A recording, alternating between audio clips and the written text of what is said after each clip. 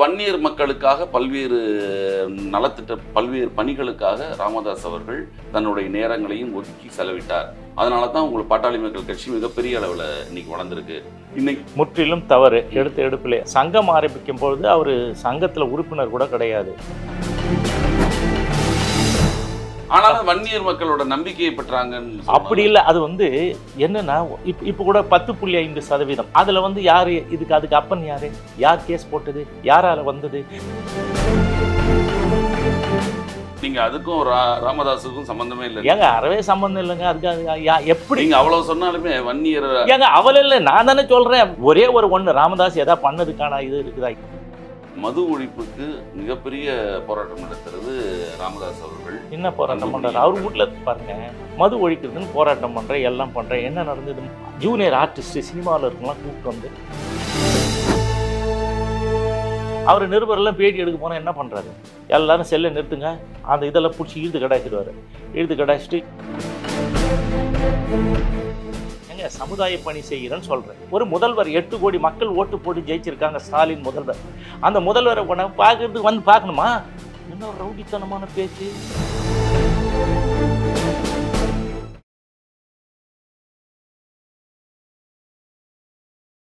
வணக்கம், இது social talkies நேர்காணல் நிகழ்ச்சி. இன்றைய நிகழ்ச்சியில் கலந்து கொண்டு தன்னுடைய கருத்துக்களை தெரிவிப்பதற்காக அனைத்திந்திய பாட்டாளி முன்னேற்ற கட்சியின் தலைவர் CN ராமமூர்த்தி அவர்களை சந்திக்க வருகிறோம். வணக்கம். வணக்கம். வன்னியர் சங்கத்திலிருந்து உருவானதுதான் பாட்டாளி மக்கள் கட்சி இல்லையா? ஆமாம். அப்போ வன்னியர் மக்களுக்காக பல்வேறு நலத்திட்ட பல்வேறு பணிகளுக்காக ராமதாஸ் அவர்கள் தன்னுடைய நேரங்களையும் ஒதுக்கி செலவிட்டார். அதனால தான் உங்களுக்கு பாட்டாளி மக்கள் கட்சி மிகப்பெரிய அளவில் இன்னைக்கு வளர்ந்துருக்கு. இன்னைக்கு முற்றிலும் தவறு. எடுத்த எடுப்பிலே ராமதாஸ் சண்டே மட்டும்தான் வருவார், ஞாயிற்றுக்கிழமை. சங்கம் ஆரம்பிக்கும் பொழுது அவர் சங்கத்தில் உறுப்பினர் கூட கிடையாது. சிறப்பு அழைப்பாளராக வந்துட்டு போயிட்டு இருந்தவர் ஞாயிற்றுக்கிழமை தான். இது கொஞ்சம் போராட்டங்கள்லாம் நடத்தி 7 நாள் சாலை மறியலுக்கு அப்புறம் வரும்பொழுது அவர் தன்னை வெளிப்படுத்தி கொண்டார். அது வயதில் மூத்தவராக இருக்கிற காரணத்தினால அதெல்லாம் இருந்தது. ஆக வன்னியர் மக்களுக்காக அவர் போராட்டினது கிடையாது. இல்லை, அதெல்லாம் வன்னியர் மக்களுக்கு நாங்கள் தானே நடத்தணும். ராமதாஸும் கலந்துக்கினார், அவ்வளோதான். ராமதாஸ் கூட ராமதாஸுடைய பேர் மட்டும் வெளியில தெரியுது. காரணம் அது போராட்டத்தை வீரியம் அதிகமா இருந்ததா? அவருடைய போராட்டம் வீரியம் இல்லை. வயசுல மூத்தவரை இங்கே சென்னையில் ஜெயிலில் அடைச்சிட்டாங்க, மத்திய சிறைச்சாலையில். அப்போ வரும்போது அவர் பேட்டி கொடுத்தாரு. நாங்கள் எங்களை மாதிரி போராட்ட குழு தலைவர் போராட்டம்லாம் நடத்துகிறவங்க இல்லையா, தலைமறைவாக இருந்து போராட்டங்களை நடத்தி முன்னெடுத்து பல ஆண்டுகள் கிராமங்களாக போய் இதெல்லாம் சொல்லி நீங்கள் வாங்க, நாங்கள் வன்னியர் சங்கன்றது என்னன்னு கேட்டிங்கன்னா மற்ற சகோதர சமுதாயத்துக்கும் நீங்கள் தனியாக போய் கேட்க முடியாது. இப்போ வண்ணார் கேட்க முடியாது, கம்மி. நாவிதர் கேட்க முடியாது, மக்கள் தொகையில் கம்மி. அப்போ அந்த மாதிரி உள்ள சமுதாயம், ஒரு ஊர்னா எவ்வளோ பேர் இருப்பாங்க, எல்லா ஜாதிக்கும் நாங்கள் கேட்டுத்தரோம், நாங்கள் ஊர் முழுக்க இருக்கிறோம், நாங்கள் உங்களுக்கு நியாயத்தை வாங்கி தரோம், நீங்க வாங்கன்னு சொல்லி கூட்டு தான் வன்னியர் சங்கம் முன்னெடுத்தது. அப்படி எடுக்கப்பட்ட இந்த சங்கத்தில் நான்லாம் சேலம் மத்திய சிறைச்சாலையில் அடைக்கப்பட்டு அப்புறம் வெளியே வந்து. ஆனாலும் வன்னியர் மக்களோட நம்பிக்கையை பெற்றாங்கன்னு. அப்படி இல்லை. அது என்னன்னா இப்போ கூட 10.5%. நான் அதுக்கு அதில் யார் அதுக்கு அப்பன் யாரு, யார் கேஸ் போட்டது, யாரால வந்தது, பேக்வர்ட் கமிஷன் எப்படி பரிந்துரை பண்ணாங்க? இது 2007 நான் கேஸ் போட்டு நடத்தி அதுக்கு அரைவ் பண்ணி பேக்வர்ட் கமிஷனுடைய சேர்மன் பரிந்துரை பண்ணது. ஸோ ஒரு எப்பயுமே ரிசர்வேஷனை மாற்றக்கூடிய தகுதி யாருக்கு இருக்குதுன்னா, ஒவ்வொரு மாநிலத்திலும் இருக்கிற பேக்வேர்டு கமிஷன் தான் மாற்றி அமைக்க முடியும், அரசாங்கம்லாம் மாற்ற முடியாது. அதுக்கு என்ன வழிமுறைனா, முதல்ல என்ன கேட்கணுன்னா, அரசுக்கிட்ட நம்ம முறையிடும். நான் தான் போராட்டம் முன்னெடுத்துலாம் பண்ணி அதுக்கப்புறம் அரசுக்கிட்ட முறையிடும் பொழுது, கருணாநிதி அவர்கள் இருக்கின்ற பொழுது, அவர் முதலமைச்சராக இருக்கும்போது 2007 எங்களுக்கு 7% கூட கிடைக்கல, அது 6% தான் கிடைச்சதுன்னு சட்டமன்றத்திலே பேசுகிறார். இப்போ இவர் பொன்முடி பேசினார் அப்போ 2000. அப்புறம் உடனே எங்களுக்கு கிடைத்தது குறைஞ்சி போச்சுன்னு சொல்லிட்டு நான் தான் வழக்கு போடுறேன். அந்த வழக்குக்கு வாய்தா தான் வாங்கினார் கலைஞர் கடைசி வரலாம். அவர் இருக்கிறவரெல்லாம் ஆட்சி இருக்கிறவர் 2010 வரை இல்லையே. அதுக்கப்புறம் ஜெயலலிதா வந்தவொடனே கோர்ட்டினுடைய நீட்சியின் காரணமாக கோர்ட்டினுடைய நீதிபதி என்ன சொன்னார், LP தர்மராவ், இந்த வழக்கு ஏன் இவ்வளோ தூரம் இழுக்கிறீங்க, இது பெரியார் மண்ணுன்னு சொல்கிறீங்களே, பெரியார் மண்ணில் ஏன் இந்த இடஒதுக்கீடு சரியாக பண்ணலை, இதை உடனடியாக பண்ணணும், பண்ணலைன்னா இந்த ஆட்சியை டிஸ்மிஸ் பண்ணுறேன், எங்களை பெட்டிஷன் போடணும் ஓப்பன் கோர்ட்டில் தானே சொன்னார். அதுக்கப்புறம் தான் அரசாணை பிறப்பிக்கப்படுகிறது. 35வது அரசாணை பிறப்பித்து எப்பயுமே பேக்வேர்டு கமிஷன் அப்படின்றது இந்தியா முழுக்க மண்டல் கமிஷன் பரிந்துரைக்கு பிறகு சுப்ரீம் கோர்ட் டைரக்ஷனில் ஒவ்வொரு மாநிலத்திலும் ஒரு கமிஷன் இருக்கும். அந்த கமிஷன் தான் இடஒதுக்கீடை மாற்றி அமைக்க முடியும். அந்த மாதிரி 28 மாநிலங்க தான். இப்போ 28 மாநிலத்திலும் ஒரு கமிஷன் இருக்குது. 8 யூனியன் டெரிட்டரினா அவங்க தான் ஆல்டர் பண்ணக்கூடிய அருகதை பெற்றவர்கள். கான்ஸ்டியூஷன் பிரகாரம் அவங்க தான் அத்தாரிட்டி. அதனால தான் எல்லாரும் பேக்வேர்டு கமிஷனை போய் கேட்குறாங்க. இவங்க தான் இந்த அதிமுக ஆட்சி நிர்பந்தித்து இந்த 10.5 ஒதுக்கீடு. அதை தான் நான் சொல்ல வரேன். இப்போ ஜெயலலிதா இருக்கும்போது 2010 நான் போட்டது 7ல் போட்டேன். கேஸ் வந்து 2010, 11, 12லே வந்து பரிந்துரையே பண்ணிட்டான். 10.5%. மொத்த கலைஞர் அவர்கள் 20% ஒதுக்கீட்டை கொடுக்கின்ற பொழுது 50 இருந்தது.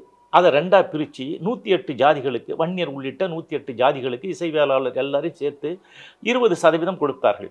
அப்போது எங்களுக்கு கொஞ்சம் கணிசமாக கிடைத்தது.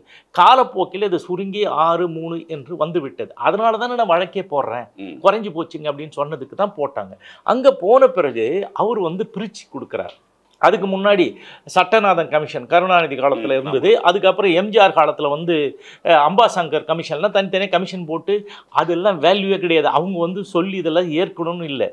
பேக்வேர்டு கமிஷன் வந்துட்ட பிறகு அவன் தான் அத்தாரிட்டி. இதெல்லாம் காரணம் காமிச்சு நான் சொல்லி எங்களுக்கு வரலன்னு சொன்னதுக்கப்புறம் பேக்வேர்டு கமிஷன் அந்த 8 ஜாதி வேறு சேர்த்துட்டாங்க. அதுவும் ஒரு காரணம். 108லேருந்து 108 ஜாதி சேர்த்து 116. அந்த 116 ஜாதியை எப்படி டிவைட் பண்ணி எல்லாருக்கும் ஒரு நியாயம் வழங்குறதுன்றது தான் ஜனார்த்தன் கமிஷன். அவர் வந்து ஹைகோர்ட்னே நீதி அரசராக இருந்தவர். அவர் தான் வந்து அதை பிரிக்கிறார். 2012லேயே அது வந்து போச்சு. என்ன சொன்னார்? வன்னியர்களுக்கு 10.5. அதுக்கப்புறம் 93 ஜாதி. அந்த 93 ஜாதி வந்து சீர்மரபினர். அவங்களுக்கெல்லாம் வந்து எவ்வளோ வந்ததுன்னு கேட்டிங்கன்னா அவங்களுக்கு வந்து 7%. மீதி எஞ்சி இருக்கிற 22 ஜாதி இசைவேளாளர் உள்ளிட்ட ஜாதிகளுக்கு 2.5%. இதை கூட்டினா உங்களுக்கு 20 வரும். இதை தான் பிரித்து அப்போ 12லேயே கொடுத்தது. அதுதான் வந்து நான் கோர்ட்டில் கேட்டுக்கிட்டே இருந்தேன். வாய்தா வாங்கிட்டே இருந்தாங்க. ஜெயலலிதா இருக்கும்போது அது செஞ்சுருக்கணும். அவங்களுக்கு வந்து பிரச்சனை வந்தது. உடல்நிலை சரியில்லை, கோர்ட்டு, ஜெயிலு, பெயில் அது முடிஞ்சு போனதுனால அந்த டைமில் கேட்கும்போது இல்லை. இப்போ 2வது இது ஏன் செயல்படுத்தலைன்னு கவுல் சீஃப் ஜட்ஜாக இருந்தார். கவுலில் தமிழ்நாட்டினுடைய இந்த ஹைகோர்ட், சென்னை மദ്രാஸ் ஹைகோர்ட்டினுடைய சீஃப் ஜட்ஜி ஏன் இது இன்னும் கொடுக்கலன்னு சொல்லிட்டு அவர் தான் கோவப்பட்டு அதை கேட்குறாரு.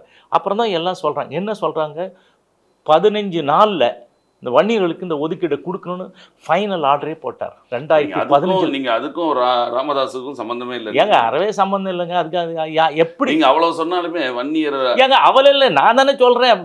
வேற எவனா நீங்கள் சொல்கிறீங்க.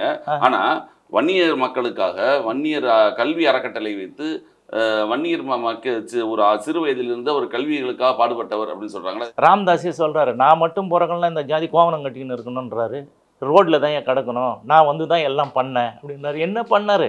ஒரே ஒன்று ராமதாஸ் எதாவது பண்ணதுக்கான இது இருக்குதா? இல்லை. அதான் கேட்டேன். நம்மளுக்கு கேட்டேன், வன்னியர் கல்வி அறக்கட்டளை மூலமா பல்வேறு செயல்கள் செஞ்சுட்டு இருக்காரு இல்லையா? வன்னியர் கல்வி அறக்கட்டளை என்ன பண்ணாங்க? உலகத்தில் இருக்கிற உத்தேச நிகர்நிலை பல்கலைக்கழகம்னு அப்படின்னு ஒன்று கண்டுபிடிச்சி அதுக்கு வந்து எல்லார்கிட்டையும் பணம் கேட்டார். உலகத்தில் இருக்க வன்னியெல்லாம் கொடுத்து உதவுங்க, இதை வச்சு நம்ம குழந்தைங்களுக்கு, வன்னியர்களுக்கு, ஏழை மக்களுக்கெல்லாம் நம்ம படிக்க வைப்போம் இலவசமான. ஒரே ஒரு ஆளையாவது இதுவரையிலும் படிக்க வச்சிருக்காரா? அதுக்கு முன்னாடி அந்த பணம் எல்லாம் யார் சேர்த்து கொடுத்தா? அந்த காடு வெட்டி அது மாதிரி நிறைய பேர் இருந்தாங்க. அவங்கெல்லாம் வந்து இந்த சமுதாயத்தின் பேரில் பற்று உள்ளவங்க. நமக்குன்னு ஒரு கல்வி கோயில் இருந்தால் நம்ம குழந்தைங்களை இலவசமாக படிக்க வைக்கலாம் அப்படின்னு சொல்லிட்டு தான் எல்லாரும் பணம் கொடுத்தாங்க. பணம் மட்டுமா கொடுத்தாங்க? செங்கல் கொடுத்தாங்க, கம்பி கொடுத்தாங்க, சிமெண்ட் கொடுத்தாங்க. நிறைய பேர் அங்கே வந்து வேலையும் செஞ்சாங்க. உலக அளவில் இருக்கிற வன்னியர்கள்லாம் கொட்டி கொட்டி கொடுத்தார்கள். அப்படி கொட்டி கொடுக்கப்பட்டதை நீங்கள் என்ன பண்ண? ஒன்றுமே பண்ணல. இதுவரையிலும் ஒரே ஒரு வன்னியனுக்கு, இந்த செத்துப்போன 25 தியாகிகளுடைய குடும்பத்தை சார்ந்தவர்களுக்காவது நீ வேலை வாங்கி கொடுத்துருக்கியா? இல்லை. அப்போது அது எதுக்கு அந்த அறக்கட்டளை? சரி, அப்போ வன்னியர் கல்வி அறக்கட்டளை தானே போர்டே இருக்குது.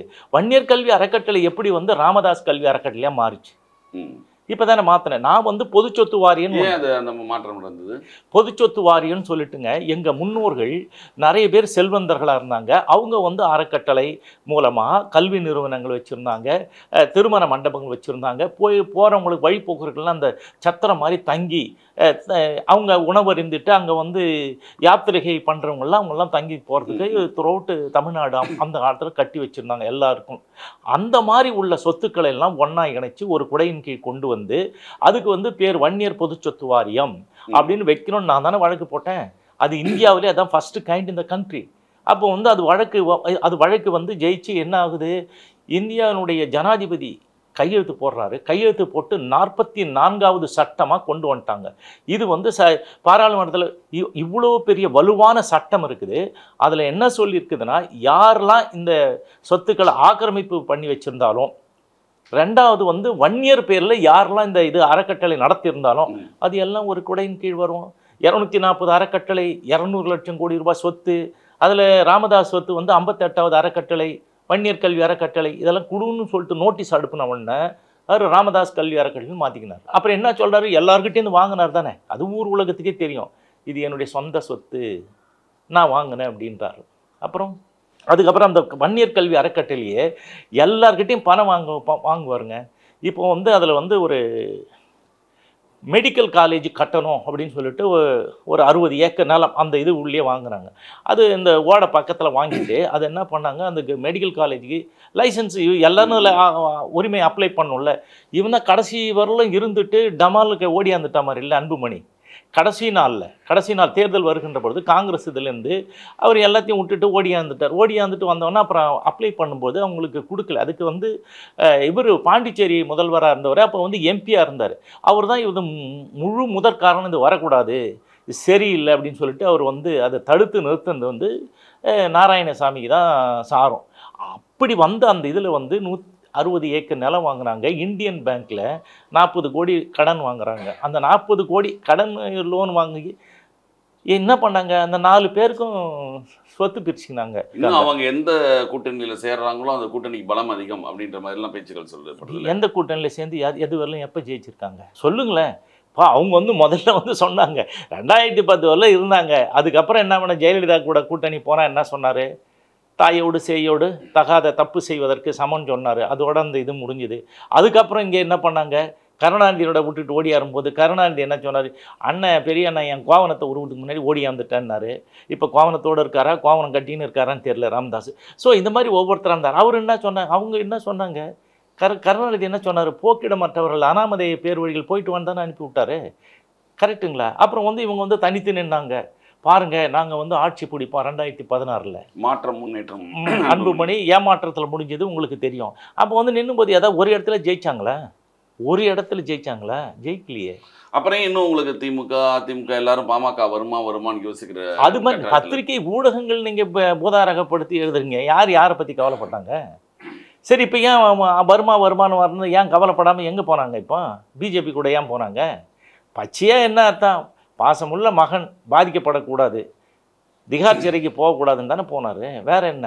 அதுக்கு முன்னாடி என்ன கேள்வி கேட்கும்போது என்ன சொல்கிறாரு, இது பாரதிய ஜனதா கட்சி உங்களுடைய மார்க் என்னன்னு நிருபர் கேட்குறாரு. அவருக்கு என்ன சொல்கிறாரு, பூஜ்ஜியத்துக்கு கீழே சூன்யத்துக்கு கீழே ஏதாவது இருந்தால் சொல்லு நான் போடுறேன்றாரு.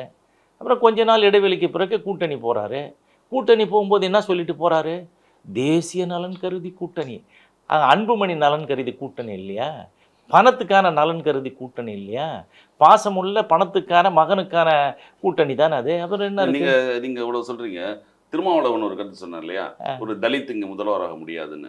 அதற்கு அன்புமணி என்ன சொன்னா, நாங்க தான் ஆரம்பத்துல தலித் எழுமலை அவர்களை முதலாக மத்திய அமைச்சராக்கினோம், ஒரு தலித்த மத்திய அமைச்சராக்கினதுக்கு நான் பாமக தான் காரணம் அப்படின்னு சொல்ற. அவர் சொல்ல உண்மை தானே அது? ஏங்க அது நடைமுறையில் என்னென்னா, கட்சி ஆரம்பிக்கும்போது ராமதாஸ் நான் இருக்கும்போது நான் தான் கட்சியை துவக்கி வச்சேன். பாட்டாளி மக்கள் கட்சி துவக்கி வச்சவர் நாங்கள் தான் துவக்கி வச்சு பண்ணும்பொழுது அதில் என்னன்னா, அப்போ திராவிட முன்னேற்ற கழகத்தில் என்ன மாதிரி இருந்தது செட்டப்.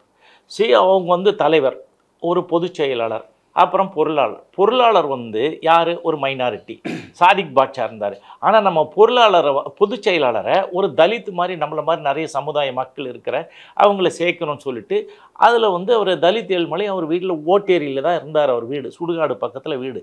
அவருக்கு 3 பொண்ணு. அங்கே தான் நாங்கள் போய் பார்த்து, அவர் தலித் வாய்ஸ்னு ஒரு பத்திரிக்கை நடத்திருந்தார். ஷெட்டின்றவர் வந்து பெங்களூர்லேயும், இவர் வந்து தமிழகத்தினுடைய அந்த இதுக்காக இன்சார்ஜ் பொறுப்பாக இருந்தார். அவரை போய் பார்த்து கூப்பிட்டு வந்து நாங்கள் தான் சேர்த்து விட்டோம் வந்தது. சரி, வரும்போது அவர் தான் நின்று ஜெயிக்கிறாரு, கொடுக்குறாங்க. அதில் ஒன்றும் நம்ம தப்பு சொல்லலையே. சரி, அப்புறம் ஏன் விட்ட உடனே அவர் அப்படி ஓடனார்? சரி, நீங்கள் சேர்த்தீங்க, இதோட என் வாழ்க்கையில் இந்த தப்பே நான் பண்ண மாட்டேன்னு சொல்லிட்டு எதுக்கு போனார்? தலித் எழுமலை போனாரா இல்லையா? அவர் வந்து சுகாதாரத்துறை அமைச்சராக இருக்கும்பொழுது என்ன பண்ணுறது, இந்த விஷ்ணு பிரசாத்தும் அன்புமணியும் அவருடைய சேம்பருக்கு முன்னாடி ஒரு சின்ன சேம்பர் போட்டுட்டு யாரையும் உள்ளே விடுறதில்ல, எந்த ஃபைலையும் அவங்க கையெழுத்து வாங்க விடுறதில்ல, இவங்ககிட்ட கப்பம் கட்டிட்டு மொட்டை கையெழுத்து போட்டுட்டு இருந்தார். அதுக்கு தான் அவர் வந்து டோபி மார்க் மாதிரி என் கையெழுத்தாவது நான் வரலடா சாமின்னு தான் போனார். அப்புறம் நான் அது வந்து தலித்துக்கு கொடுத்துட்டேன். அதே மாதிரி இவருக்கு கொடுத்த அவரோட கிளாஸ்மேட்டு யார், கிளாஸ்மேட்டில் இந்த இதில் எம்சி ராஜா ஹாஸ்டலில் தங்கி படித்த ஒரு பொன்னுசாமி, கரெக்டுங்களா? இப்போ அவர் அமைச்சராக கொடுத்தாங்க. அவர் என்ன சொன்னார், என் வாழ்க்கையில் இதை தவிர எப்பா விட்டா போதும், ஆளை விட்டா போதும். கடைசியாக ஒன்று சொன்னான், வந்து புத்தகத்தங்க எழுதி போசிக்கிறேன், என்னை விட்டா போதும் தானே ஓடினார். சரி, அவங்க யாரும் இல்லை, இவங்க மட்டும் இல்லைங்க. இந்த அமைப்பில் இது வரலாம் இருந்த எம்எல்ஏக்கள் எங்கே போனாங்க? ஏதாவது இங்கே இருக்கிறாங்களா? இருக்கிற எம்எல்ஏல ஒரு பெரும் பகுதி இவங்க வந்து 5 முறை திமுகவோட கூட்டணி, 4 முறை அதிமுகவோட கூட்டணி, இந்த இப்படி கூட்டணி மாறி மாறி கூட்டணி போனவங்க எங்கே போனாங்கன்னா, இவங்ககிட்ட இருக்கிற எம்எல்ஏக்கள் வந்து பெரும் பகுதி எங்கே போனாங்க? பாரதிய ஜனதா கட்சிக்கு போயிட்டாங்க. அதுக்கடுத்து அதிமுகவுக்கு போயிட்டாங்க. அதுக்கடுத்து எங்கே போனாங்க? திமுகவும் போயிட்டாங்க. நீக்க முறை இங்கே இருக்கிற கட்சியில் எல்லாத்தையும் போயிட்டாங்க. இவர் கூட யார் இருக்காங்க? இல்லையே. நீங்கள் சொல்லுங்கள், எவ்வளோ பேர் இருக்காங்க?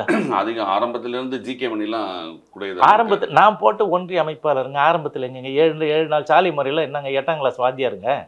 அவரும் வந்து நான் ஒரு 4-5 அமைப்பாளர்களில் ஒரு அமைப்பாளராக பெண்ணகரத்தில் போட்டேன்.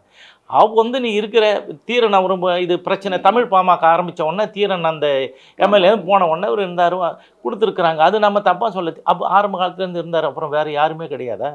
நான் தான் சொன்னேன், இந்த அண்ணனுக்கு அவங்க ராமதாஸுக்கும் அன்புமணிக்கும் ஒரு எழுத்தாற்றல், பேச்சாற்றல், ஒரு சிந்தனை, செயல், ஒரு தொலைதூர பார்வை எதுவுமே கிடையாது. ஒரு சாதாரண நிருபர் கேட்டால் கூட சாணியை கையில் வாங்கின்னு ஓடுறாங்க. உங்களுக்கு தெரியும், என்றைக்காவது ஏதாவது ஒரு பேச்சு நியாயமாக பேசியிருக்கிறாங்களா? எதுக்கு எடுத்தாலும் எடுத்தங்கவுத்தனே அச்சில் ஏற்ற முடியாத அசிங்கமான வார்த்தைகளை அவர்கள் பிரயோகப்படுத்துவது அவர்கள் வாடிக்கை. எதை கேட்டால் மரம் வெட்டுறதை விட்டு ஒன்றை வெட்டு ஒன்றுவார். அது நிருபர்கிட்ட எத்தனை தானே பண்ணியிருக்கிறாரு. அவர் நிருபரெல்லாம் பேட்டி எடுக்க போனால் என்ன பண்ணுறாரு? எல்லோரும் செல்லை நிறுத்துங்க, அந்த இதெல்லாம் பிடிச்சி இழுத்து கடாச்சிடுவார். இழுத்து கடாச்சிட்டு எவனும் இதை பற்றி பேசிட்டு நான் சொல்கிறத தான் கேட்கணும், கேள்வி கேட்டு இடக்கு போனீங்கன்னா வெளியே போக முடியாதுன்னு சொல்லி வந்தேன். உங்கள் நிருபர்கள்லாம் கேட்டு பாருங்கள், அதெல்லாம் நடக்கிறது தானே. ஆனால் நீங்கள் இவ்வளவு சொன்னாலுமே தமிழகத்தை பொறுத்த வரைக்கும் மிகப்பெரிய ஒரு பிரச்சனையாக இருக்கிறது மதுபான ஒழிப்பு இல்லையா? ஆமாம். அந்த மது ஒழிப்புக்கு மிகப்பெரிய போராட்டம் நடத்துறது ராமதாஸ் அவர்கள். என்ன போராட்டம் பண்ணுறாரு? அவர் வீட்டில் பாருங்கள், அப்போ தமிழ் வளர்ப்பன்னு வரும். ஏன்டா உன் பேரம்பேத்தி சௌமியா, சம்யுக்தா, சஞ்சித்ராலாம் இருக்குதே, அதுங்களாம் அங்கே படிக்கிறாங்க, அந்த ஸ்கூலில் வந்து தமிழே கிடையாது அப்படின்னு கேட்டால், நான் வீட்டுக்கு ஆசிரியரை வர வச்சு டியூஷன் சொல்லி கொடுக்குறேன், வீட்டில் வச்சு படிக்க வைக்கிறேன்னாரு. அதை தான் சொன்னேன். மது ஒழிக்கிறதுன்னு போராட்டம் பண்ணுறேன், எல்லாம் பண்ணுறேன். என்ன நடந்தது? மது ஒழிப்பு போராட்டத்துக்கு கலந்துக்கினாங்க.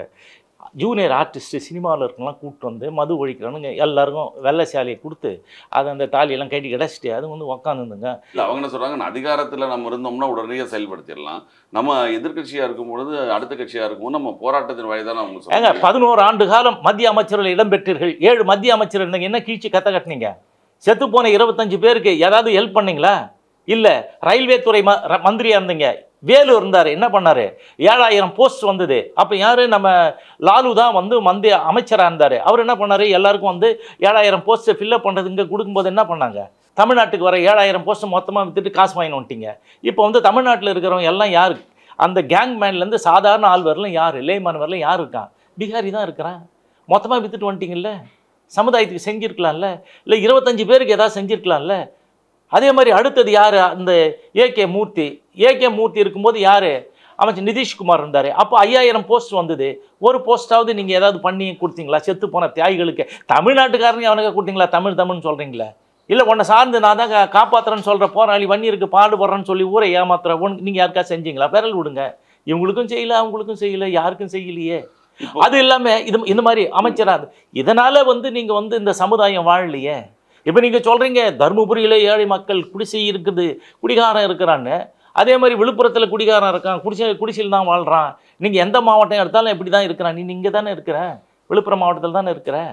எவ்வளோ திட்டங்கள் கொண்டு வந்து செஞ்சுருக்கலாம்ல. உலகத்துக்கே ஆலோசனை சொல்கிறவல்ல, சொல்கிறீங்கல்ல. இல்லை, அது அதே போல் சாதிவாரி கணக்கெடுப்பு இருக்கு இல்லையா, அதை மத்திய அரசாங்கத்தையும் மாநில அரசாங்கத்தையும் மிகப்பெரிய நிபந்தனை செய்து எப்படியா செய்யணும் அப்படின்னு மிகப்பெரிய போராட்டம் நடத்துவது நாங்கள் தான் அப்படின்னு அவங்க சொல்கிறாங்க. எல்லாருமே கேட்குறாங்க, ஜாதிவாரி கணக்கெடுப்பு நடத்தி எங்களுக்கு வந்து ஆனது கொடுங்கன்னு சொல்லாத ஒரே ஒரு சமுதாய அமைப்பு சொல்லுங்கள். எல்லாம் அவங்க லெவலுக்கு தெரிஞ்ச மாதிரி சொல்கிறீங்க. இவங்க வந்து கூடுதலாக, அதாவது பைத்தியக்காரனை சுற்றி 10 பேர், பணக்காரனை சுற்றி 10 பேர், இவன் 2 சேர்ந்த ஒரு துக்கடா கட்சி ஒன்று வச்சுன்னுக்கிறான். அதனால் கூட வச்சுக்கின்னு இருக்கிறான். எங்கே போனாலும் இந்த பசங்க தான் எங்கே இருந்தாலும் வருவானுங்க. அது என்ன சொல்கிறது, சும்மா காசு கொடுத்து கூலிக்கு வேலை செய்கிற ஒரு கும்பல் வச்சுருக்கிறான். இவரை வந்து அடிச்சுட்டு வா, இவனை பண்ணிட்டு வா, அவனை பண்ணிட்டு, இதுதானே வேலை, வேறு என்ன வேலை செய்கிறோம்? இதை ஆக்கப்பூர்வமான பணி எதாவது இருக்குதா? எதாவது சொல்லுங்கள். இவங்க இங்கே போனாலும் அதே ரிப்பீட்டட் க்ரௌடு, அங்கே போனாலும் அதே ரிப்பீட்டட் க்ரௌடு. இதை தவிர்த்து என்ன இருக்குது? இப்போ நீங்கள் வன்னியர் சங்க மக்களுக்காக நீங்கள் என்னென்ன முயற்சி? ஏங்க, நான் வாழ்ந்த இந்த வன்னியர் சமுதாயம் தலை நிமிர்ந்து வாழ வேண்டும் என்பதற்காக 3 பெரிய பிரச்சனைகளை, நான் முத்தான கோரிக்கைகளை அரசுக்கு மேலே வழக்காக தொடுத்து நான் வென்றிருக்கிறேன். ஒன்று வந்து 10.5% எங்களுக்கு கிடைப்பது குறைவாக போய்விட்டது, எங்களுக்கு நியாயமா தரணும் அப்படின்னு சொல்லிட்டு தான் 10.5%. அது நீதிமன்றத்தினாலே வழங்கப்பட்டது. எவனுமே சொல்ல மாட்டான். நீதிமன்றம் கொடுத்தது, பேக்வர்டு கமிஷன் பரிந்துரை பண்ணது. 10.5 எப்படி அரைவ் பண்ண? எனக்கு தானே கடிதம் கொடுத்துருக்கான், எனக்கு தானே எல்லாம் நடந்திருக்குது. எல்லா ஆவணங்களும் இது வந்து அணிவகுத்து வந்ததுன்னா என் பேரில் தான் இருக்குது. இன்னும் ஒன்றுமே இல்லை. இதை வச்சு இப்போ வந்து அது ஒன்று வந்துடும். அடுத்தது பொது சொத்து வாரியம். பொது சொத்து வாரியத்தை நான் ஏற்கனவே சொன்ன மாதிரி எல்லாத்தையும் அது PC அலெக்சாண்டர் இருக்கும்போது தான் சொன்னார், நீங்கள் வந்து ஈழவாசி கேரளாவில் அவங்க வந்து இந்த வாரிய சொத்துலாம் வச்சு அதெல்லாம் பண்ணாங்க, நீங்கள் பண்ணலாம். நான் வந்து தமிழ்லாம் எனக்கு படிக்க தெரியும், நான் வந்து இங்கே பிரசிடென்சியில் படித்தேன், நான் வந்து அண்ணாமலை யூனிவர்சிட்டியில் படிச்சிருக்கேன், உங்கள் கல்விக் கழகத்துக்கு நான் போயிருக்கேன், அங்கேயே இருக்குது, இதெல்லாம் ஏன் ஒருங்கிணைக்கக்கூடாது, இதெல்லாம் நீங்கள் செய்யலாம், நீங்கள் இளைஞராக இருக்கிறீங்க, நீங்கள் வேற விட்டுட்டு இதில் பாருங்கன்னார். 92 அவருக்கு கவர்னராக இருந்தார். இப்போ அதுக்கு முன்னாடி இந்த ஆட்சியை டிஸ்மிஸ் பண்ணிட்டு வரும்போது அவர் தான் ஆலோசகர், அவர் தான் கவர்னர் ஆட்சி தான் நடந்ததுங்க. அப்போ அவரை கூப்பிட்டு அவரை சந்திக்கும் போது இதெல்லாம் சொல்லி அவருடைய முன்முயற்சி, அவருடைய வழிகாட்டுதலும் எனக்கு உந்துதலாக இருந்தது. அதை நான் செஞ்சேன். ஸோ அதுக்கப்புறம் வந்து இப்போ எல்லாருக்கும் நல வாரியங்குது. சீர்மரபினருக்கு நல வாரியம், கல்லர்களுக்கு நல வாரியம், இருளர் நல வாரியம், நரிக்குறவனால் எல்லாருக்கும் நல வாரியங்குது. அது என்னன்னா பட்ஜெட்டில் நிதிநிலை அறிக்கையில் நிதி ஒதுக்கி அந்த மக்களுக்காக அது செலவிடப்பட வேண்டும் என்ற அடிப்படை நீதி வைத்திருக்கிறாங்க. அதே மாதிரி நானும் எங்களுக்கும் பண்ணணும் தான் வழக்கு போட்டு அது வென்றிருக்கேன். இதை விட என்னங்க இந்த சமுதாயத்துக்கு பெரிய இது மாதிரி நான் செஞ்சுருக்கேன். வன்னிய சமுதாயம் மட்டும் இல்லை, தமிழ் சமுதாயத்துக்கும் செய்திருக்கிறேன். இப்போ என்எல்சியில் வந்து என்ன பண்ணாங்க, எப்போ பார்த்தாலும் போராட்டம், ஒரு ஒழுங்கு இல்லை.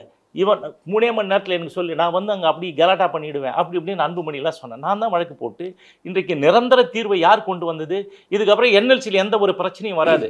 நான் போட்ட வழக்கின் அடிப்படையில் நீதிமன்றம் என்ன சொன்னதுன்னா, பாதிக்கப்பட்டவர்கள், நிலம் கொடுத்தவர்கள், மற்றவர்கள் எல்லாம் எங்கள் கோர்ட்டை அணுகுங்க, இந்த வழக்கை காண்பித்து நீங்கள் அணுகினால் உங்களுக்கான வேலை வாய்ப்பும் உங்களுக்கான காம்பன்சேஷன் நாங்கள் கொடுத்துட்றோம், வேறு எதுவும் பண்ண வேணான்னு சொல்லிட்டு முற்றுப்புள்ளி வைத்தது யாரால்? இப்போ நான் போட்ட வழக்கினால் தானே. அது எல்லா பத்திரிகை, எல்லா டிவியில் டெய்லி ஓடிட்டு இருந்தது. அதே மாதிரி இந்த மின்சாரம் இப்போ வந்து எது இருந்தாலும் பொருளாதார வளர்ச்சிக்கான திட்டங்களை எல்லாம் ஒடுக்குவது, அசிங்கப்படுத்துவது யார் பண்ணுற வேலை? ராம்தாஸ் தான் பண்ணுவாங்க எப்பயுமே. அதே மாதிரி தான் வந்து அனல் மின் நிலையம் செய்யூர் மரக்காணத்தில் 11வது 5ஆண்டு திட்டத்தின் கீழ் கொண்டு வரப்பட்ட 8000 மெகாவாட் மின்சார ப்ராஜெக்ட்ன்றது ஒரு சாதாரண, உலகத்திலேயே அதுதான் பெருசு. அந்த திட்டத்தை கொண்டு வர வேண்டும் என்பதற்காக 10-15 ஆண்டு காலம் போராடியது யார்? இன்றைக்கு அந்த மின்சாரத்தினுடைய இதுக்காக அடிக்கல் நாட்டி இன்றைக்கு வந்து காம்பவுண்ட் வல்லம் போட்டு வேலை நடக்குது. அப்போ வந்து 40,000 கோடி, இப்போ வந்து 2 லட்சம் கோடியை தாண்டி செலவு பண்ணால் தான் மின்சாரம் எடுக்க முடியும். ஸோ இது மாதிரி ஏர்போர்ட் எக்ஸ்பான்ஷன் இன்னைக்கு கூட நீங்கள் பார்த்துருப்பீங்க. ஏர்போர்ட் இந்த சென்னையில் இருக்க ஏர்போர்ட் எக்ஸ்பான்ஷனை வந்து எனக்கு கொடுக்கக்கூடாது, அது முடியாது, என் பணத்து மேலே தான் நடக்கணும்னார். இப்போன்னா நடுவில் 2,000 கோடி 20,000 கோடி செலவு பண்ணாங்க. இன்றைக்கி கூட 450 ஏக்கர் எடுத்து மீனம்பாக்கம் ஏர்போர்ட்டை நான் சொல்கிறேன், அதுக்கே வந்து விரிவாக்கம் பண்ணலான்னு சொல்கிறது யாரால், எதனால் தடை? அப்போ எவ்வளோ காசு கம்மியாக பண்ணியிருப்பாங்க, இப்போ என்ன நடந்து விட்டது, இப்போ அதை வந்து எடுத்து செய்கிறாங்க இல்லையா? இதே மாதிரி ஏதாவது ஒரு திட்டங்கள் வருதுன்னா அதுக்கு முன்னாடி இவங்க போய் பார்த்துப்பாங்க. இப்போ வந்து மது ஒழிக்க வழக்கு போட்டவங்க யார்? பூவுலகின் நண்பர்கள், சுந்தரராஜன் மற்றவங்க தான். இவங்கெல்லாம் அந்த கேஸில் இம்ப்ளீட் ஆனவங்க. அவருக்கு ஏன் இது செஞ்சு அவர் பேர் வரலைன்னா, அவருக்கான ப்ரெஸ் இது இருக்குல்ல, ரெஸ்பான்ஸ், ப்ரெஸ்ஸு சொல்லக்கூடிய ஊடகத்தினுடைய ஆதரவும் ஊடகத்தினுடைய வெளிச்சம் வந்து அவருக்கு போல. அவர் தான் போட்ட ஒரு கேஸ். இவங்கெல்லாம் போனாங்க. 8 வழிச்சாலைக்கு யார் போட்டது கேஸு? அவங்க தான் போட்டாங்க. இவர் கூட போயிட்டு சொன்னார். இப்போ நான் 8 வழிச்சாலை நான் அப்பவும் சொன்னேன், 8 வழிச்சாலை என்பது வந்தே ஆகும். இப்போ பேர் வந்து மாற்றி வச்சுக்கிறாங்க. என்னது கால குறைவான நேரத்தில் பயணிக்கலாம் அப்படின்றது. அந்த மாதிரி சார் இப்போ எந்த திட்டங்கள் வந்தாலும் மத்திய அரசு சொல்லிட்டா இவங்க ஒப்புதல்னு ஒரு கையெழுத்து போட்டால் அது பவர்ஸ் யாருக்கு இருக்குது? கலெக்டருக்கு இருக்குது. கலெக்டர் தான் எல்லாம் பண்ண முடியும். இவங்களும் பண்ண முடியாது, அவங்களும் பண்ண முடியாது. அதுதான் எல்லா இடத்துலையும் நடந்து கொண்டு இருக்கிறது. ஸோ இப்போ இவங்க வந்து நான் தான் பண்ணேன்னா பண்ணுவதற்கு ஏதாவது ஒன்றை சொல்லுங்கள். எதுவும் சொல்லலையே. செத்துப்போன தியாகிகளுக்கு 3 லட்சம் ரூபாய் கருணைத்தொகை, 3000 ரூபாய் பென்ஷன் யார் வாங்கி கொடுத்தது? ராமதாஸ் யார் போய் பார்த்துருப்பாரா? கருணாநிதி நான் தானே பார்த்தேன். அதானே முரசொலியில் முதல் பக்கத்திலே அவர் போட்டார். நாங்கள் இது மாதிரி எல்லாத்துக்கும் எவிடன்ஸோட எல்லாத்தையும் நம்ம கேட்டோம். இங்கே கிண்டி ஆல்டா இருக்கு இல்லையா, அது இப்போ வந்து அந்த இது கத்திப்பாரா, அந்த இடத்துல வந்து பெருந்தலைவர், சமுதாயத்தினுடைய பெருந்தலைவர், எங்களை பொறுத்தவரை ஒரு பெருந்தலைவர் ராமசாமி படையாச்சார் சிலை அமைப்பை யார் காரணம்? நானும் வன்னியடிகள் வாழப்படியார் 3 பேரும் போய் கலைஞர்கிட்ட முறையிட்டு சொன்ன உடனே அப்போ மேயராக இருந்தார் மு.க. ஸ்டாலின் அவர்கள். அவர் தான் உடனே துரித கதியில் அதை பண்ணி செஞ்சு கொடுத்தார். ஸோ இந்த மாதிரி இந்த சமுதாயத்துக்கு ஏதாவது நல்லது நடக்கிறது என்று சொன்னால், இப்போ மணிமண்டபம், அதுக்கு அரசு விழா எல்லாம் நாங்கள் தான் கேட்டோம், கொடுத்தார். இவர் யாரை போய் கேட்டார்? அந்த சிலை கூட மதிக்கிறது கிடையாது. அந்த பெரிய இவர் சொல்கிறீங்களா, அந்த சமுதாய தலைவருக்கு என்ன பண்ண? ஒத்தக்கால் செருப்பு, ரோமம், வளையல், புடவை, இந்த கேவலமான இதெல்லாம் வந்து அனுப்பி பார்சல் அனுப்ப சொன்னால் அவர் எப்படிங்க இந்த சமுதாயத்துக்கு செஞ்சிருவார்? இந்த சமுதாயத்தை பற்றி, இந்த சமுதாயம் எப்படி முன்னேறியது, எப்படி வந்ததுன்றத அடிப்படை அறிவே இல்லையே. நீங்கள் டெய்லி வந்து அறிக்கை வர்றதை கேட்பீங்க. அறிக்கை பேப்பர் படிக்கிற ஆளாக கேளுங்க. 20 வருஷமாக அவங்க வீட்டுக்கு பேப்பரே போகிறது கிடையாது, டிவியே பார்க்குறது கிடையாது, சோஷியல் மீடியாவும் பார்க்குறது கிடையாது. இங்கே அசோக் நகரில் ஒருத்தர் இருக்கார், அவர் பேர் வந்து பாவேந்தன். அந்த பாவேந்தன் ஏதோ அறிக்கை தயார் பண்ணி அவர் வீட்டுக்கு அனுப்புவார். அங்கே 2 பசங்க இருக்கிறானுங்க, சிவராமன் ஒருத்தர், இன்னொருத்தர் வந்து இந்த தலைமை நிலை செயலாளர் ஒருத்தர் இருக்கான். அவங்க வந்து அன்பழகன். அவர் வந்து அது எதாவது வந்ததுன்னா அதை பிரிண்ட் அவுட் எடுத்து ப்ரெஸ்ஸுக்கு முன்னாடி 4 தடவை படிக்க சொல்லி இது பண்ண வச்சுட்டு பேசும். அதனால தான் இர்ரிலவெண்ட்டாக பேசுறது. பத்திரிகையாளர் ஏதாவது சந்தித்து கேள்வி கேட்டால் எடக்கு மடக்கா பதில் சொல்கிறது. எதாவது தெரிஞ்சால் தானே சொல்ல முடியும். அதனால தான் சார் இந்த பிரச்சனையை இப்போ வந்து கேட்டால் எங்க சமுதாய பணி செய்கிறேன்னு சொல்கிற, நீ சமுதாய பணி செய்கிற ஒரு முதல்வர், 8 கோடி மக்கள் ஓட்டு போட்டு ஜெயிச்சிருக்காங்க ஸ்டாலின் முதல்வர். அந்த முதல்வரை பார்க்கறதுக்கு வந்து பார்க்கணுமா? என்ன ரவுடித்தனமான பேச்சு, அப்புறம் என்ன உருட்டல், அப்புறம் என்ன உதார் விடுறது? எனக்கு உனக்கு என்ன அவமானம்? சமுதாயத்துக்கு வந்துட்டா அவமானப்பட்டால் சமுதாயத்துக்கு செய்யறதுக்கு அவமானம் என்ன கிடக்குது? சமுதாயத்துக்கு இஷ்டப்பட்டு கஷ்டப்படுறன்னு வந்துட்டு சமுதாயத்தை பற்றி பேசுகிறவன் சமுதாயத்துக்காக ஏன் நீ தப்பாக பேசுகிற? ஒரு முதல்வர் ஏன் பேசுகிற? இப்போ கொடுக்கக்கூடிய இடத்துல யாருக்கா? எங்களுக்கும் கொடுக்கல, எங்களுக்கும் வருத்தம் தான் இருக்குது, நாம தான் கேட்க தான் செய்கிறோம். அவங்க முதல்ல வந்து இந்த வழக்கு வந்த உடனே சுப்ரீம் கோர்ட்டில் என்ன சொன்னாங்க? சுப்ரீம் கோர்ட்டில் போய் இவங்க என்ன பதிவு பண்ணாங்க? வன்னியர்கள் மலம் அள்ளுகிறார்கள், வன்னியர்கள் எட்டியான் வேலை செய்கிறார்கள், வன்னியர்கள் வெட்டியான் வேலை செய்கிறார்கள், வன்னியர்கள் பொனை எரிக்கிற வேலை செய்கிறாங்கன்னு தான் அஃபிடவிட் ஃபைல் பண்ணாங்க. இவன் வந்து பேசுவான் சார். வன்னிய சமுதாய மக்களுக்காக நீங்கள் ஆற்றக்கூடிய பணிகள் மற்றும் பாட்டாளி மக்கள் கட்சியில் என்னென்ன பிரச்சனைகள், இவற்றை பற்றி எங்களுக்கு விளக்கி கூறியதுக்கு மிக்க நன்றி. நிகழ்ச்சியில் வந்து கலந்து கொண்டு தங்கள் மேலான கருத்துக்களை தெரிவித்ததற்கு நன்றி. நன்றி, வணக்கம்.